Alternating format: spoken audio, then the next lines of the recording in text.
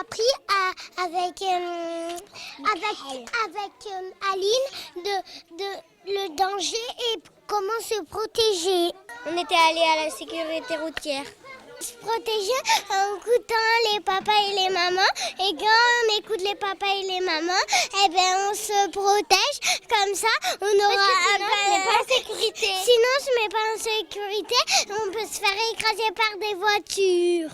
On va faire une histoire de danger.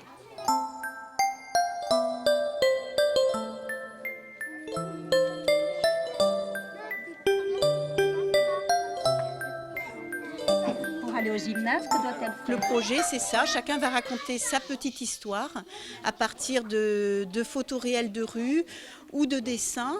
Et l'aboutissement du projet, c'est réaliser des petits albums qu'on pourra emmener à la maison ou que l'on pourra lire avec les autres élèves de l'école. En quoi cette journée est innovante et pertinente ?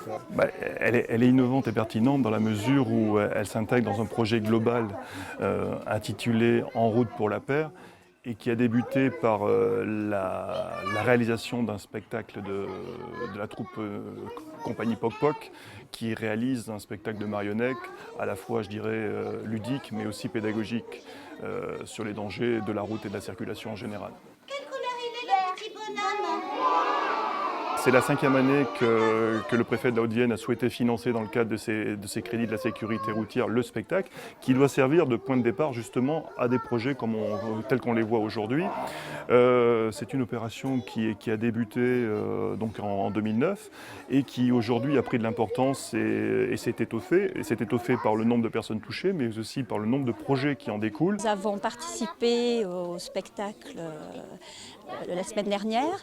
Donc à l'issue de ce spectacle, les enfants ont recréé des dessins, recréé des personnages que l'on a découpés, que l'on met en scène, que l'on photographie et on raconte des petites histoires. J'ai dessiné ça, j'ai fait les carreaux là.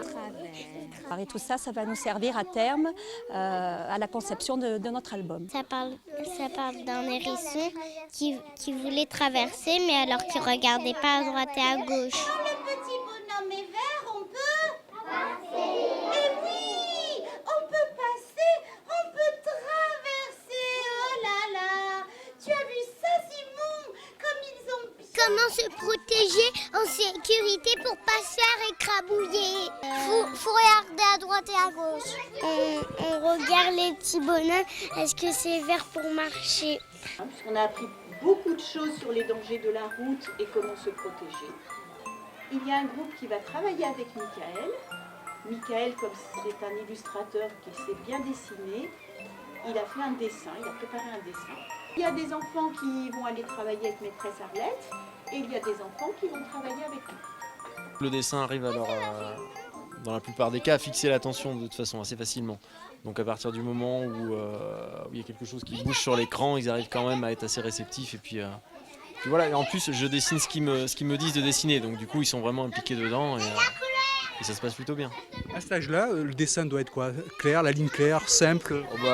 Très très simple, hein. Là par exemple on a rajouté des personnages très très simples. Un feu tricolore, donc c'est eux qui m'ont indiqué où était le rouge, où était le vert. Un petit bonhomme pour traverser, voilà. Et ça suffit. Il n'y a pas besoin de passer 1 heure sur un dessin à faire un personnage très détaillé, sinon ils vont décrocher tout de suite et en plus on n'avancera pas.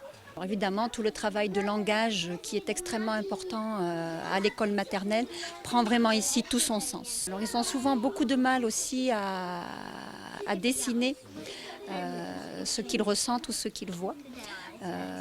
Donc le fait d'essayer déjà de le faire et de le voir ensuite faire par un illustrateur est un excellent complément. On est en train de travailler pour faire une histoire. Pour faire une histoire. Alors comment on fait quand on a fini de découper? Dans ma photo. Dans ma photo. Et le feu est vert pour le bus et le feu est rouge pour le bonhomme. Après, mets ton doigt dessus, ça va aller. Nous sommes donc aidés par Canopé, le CRDP, qui a mis à notre disposition 15 tablettes numériques avec lesquelles les enfants sont très très à l'aise. Jean Massé a bénéficié d'un prêt d'une quinzaine d'iPad mini depuis 2 mois pendant 2 mois et donc ils ont travaillé à ce projet qui concerne les premières notions de sécurité routière. Et donc les tablettes, ça a été l'occasion de pratiquer des activités langagières et graphiques avec un outil nouveau et qui offre évidemment d'autres possibilités. Comment on fait pour la découper? Je peux sur ciseaux? Nous, les enseignantes, on était au départ un petit peu inquiètes parce que nous n'utilisons pas la tablette. Donc nous avons aussi appris à nous en servir. Et on s'est rendu compte très très rapidement que c'est un outil très très facile d'utilisation et qui n'a posé aucun problème aux enfants puisque eux-mêmes, voilà, on dirait qu'ils sont nés avec. Donc forcément, c'est très ludique, très convivial. Donc ils y arrivent très très bien. J'ai découpé bus. J'ai mis tout à la poubelle, j'ai agrandi l'image, après j'ai tout remis. On se rend compte que la prise en main des tablettes, c'est quelque chose de relativement naturel pour les enfants, y compris ceux qui n'avaient jamais été en contact avec ce type d'outils. C'est très tactile, donc les enfants comprennent très vite le système du glisser, tapoter, voilà, le clavier virtuel qui apparaît. Ça leur paraît finalement assez naturel. On est assez bluffé par la prise en main rapide qu'ils ont de cet outil. Et l'autre avantage qui est vraiment très important, c'est le côté nomade. Ça fait 2 mois maintenant que nous travaillons là sur le projet. Une première étape où ils ont découvert les tablettes et puis petit à petit le projet s'est concrétisé. On est sorti dans la rue, on a repéré des dangers autour de l'école. On a vu le spectacle qui nous a permis avec les enfants de repérer ce qu'il fallait faire pour qu'il ne nous arrive rien. Et là, on est dans des situations où les enfants sont capables de raconter ce qui peut se passer dans la rue si on ne fait pas attention. Il veut traverser, mais il n'y a pas de passage piéton. Alors la suite, là, donc on termine avec les dessins et les histoires. Ça sera donc un mix du travail des enfants, de l'illustrateur. Et si tout se passe bien, la société Pixil, qui est en train de mettre en place un logiciel de création d'albums, va pouvoir numériser le nôtre.